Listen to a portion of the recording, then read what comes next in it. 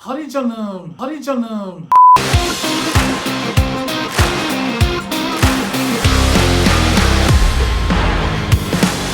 Herkese merhaba and welcome to a new episode of So This Is Turkey.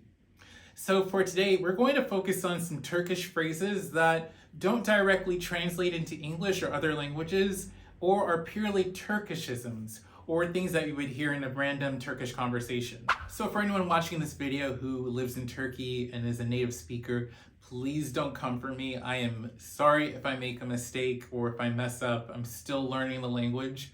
There are some amazing people who actually teach Turkish on YouTube, which I listed below. Please follow them and not me for advice on how to become fluent in Turkish. Hatırlarım için kusura bakma, hala öğreniyorum. So I've been living in Turkey for about a year and a half, and I'm still learning Turkish. I'm not completely fluent, but it's getting better. And I have to say that Turkish is a really logical language, and it's also really thoughtful. I feel like every time Turkish people use it, they're not even aware of how polite their language is. Today I'm going to go through about 6 or 7 commonly used phrases or words in Turkish, and these are just to give you a flavor of the language and kind of to emphasize what I mean. So the first one I'm going to talk about today is ellerinize sağlık or ellerinize sağlık. And typically this is a common phrase that's used when you are in a Turkish person's home and they make food for you, or they prepared a really large feast and you want to thank them. Ellerinize sağlık means literally health to your hands or bless your hands. You can also use ellerinize sağlık as a compliment.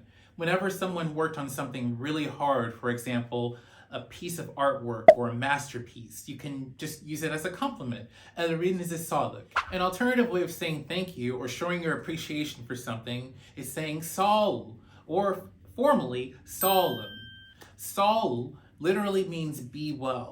This is something that Turkish people use when they want to show their appreciation for something, or you really went out of your way to do something for them and they just want to say, thank you so much for this. I really appreciate it. I just want you to be healthy. May you be healthy. Sağ ol is the informal version and sağ olun is the formal version.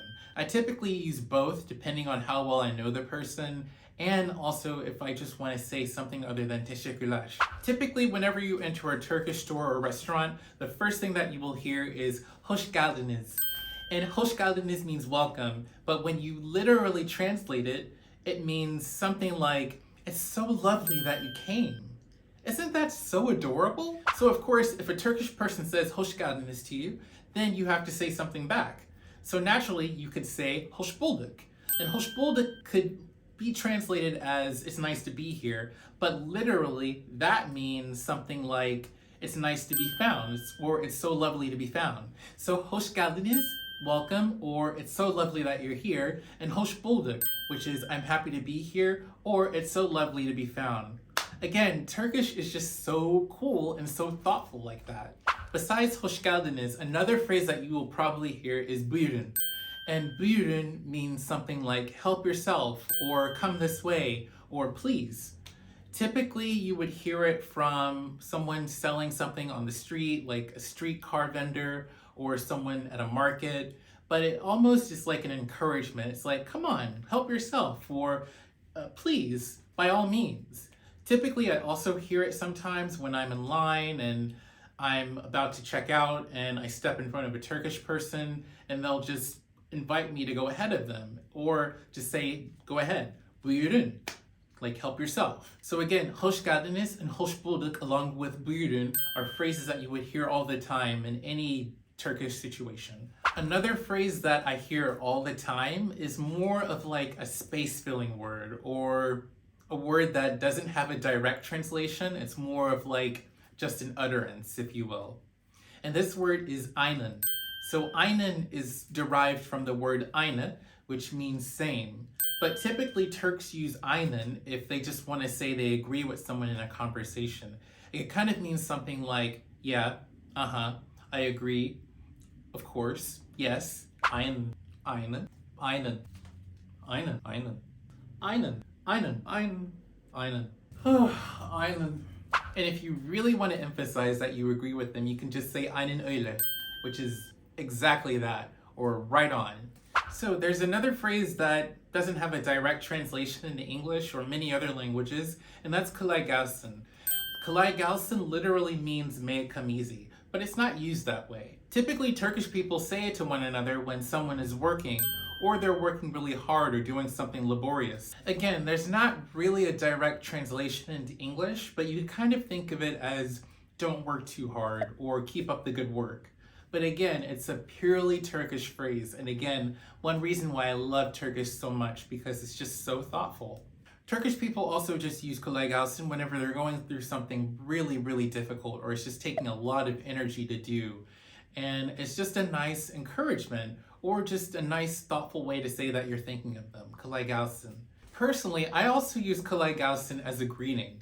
I say it whenever I'm in a store or a business, and instead of using merhaba or iyi günler or iyi whatever, I just say it to someone working there because it's a thoughtful an alternative way of greeting them, and it's also a polite gesture. So hadi is a word that you'll hear a lot in Turkish conversations, and I like to think of this word as kind of like an intensifying word. It like spices up the conversation, and Turkish people tend to use this when they want you to hurry up, or when they want you to get to the point, and it really colors the conversation and the mood. For example, bu çok pahalı, hadi ya. Tamamdır, seni bekliyorum. Hadi gel. Hadi canım, hadi canım. Oh, hadi canım, ne oldu? Bana söyle. So the last word I'm going to talk about is Allah. And Allah crept over from Arabic, but it's one of those words that stuck around in Turkish, and there's different variations of it which have kind of colorful meanings. Typically you'll hear a lot of inshallah, which means may God will it, or God willing. And a Turkish person will say this if they really want something to happen, like, oh, I hope I get this job, inshallah. And other people can use it as an affirmation, inshallah, may it happen, or I hope it happens. There's also mashallah, which is used as a form of amazement, or to say that you're really impressed by something. And the context for this is God willed it, or God willed or made something so impressive that only He could have made it. But typically Turks use that a lot, along with inshallah. And then, I don't even know how to touch this one, you just probably have to live in Turkey. There's ev Allah. And this has several different meanings. I can't even get through all of the meanings myself because I'm still learning how to use this phrase, but I'm going to try to go through some of the most common ones. Ev Allah can simply mean thank you. For example, ev Allah kardeşim, thank you brother, I really appreciate it. It could be a form of agreement. For example, eyvallah bana uyar. That's fine for me, thank you. Eyvallah can also be a polite way of just excusing someone. For example, let's say I was at the grocery store and I stepped on someone's foot. I would immediately say something like, çok pardon, and then I could say in response, eyvallah sorun değil. It just kind of politely excuses the situation. It could even be used with the word hadi to emphasize I'm leaving or bye. For example, ben kaçtım hadi eyvallah, which means something like I'm off, I gotta go now, bye. Eyvallah can also be used as a form of sarcasm or to say you don't give a damn about something. For example, in this sentence, hiçbir şey eyvallahım olmaz, that's something like I don't really give a damn about that. An example of how it could be used sarcastically can be found in this example.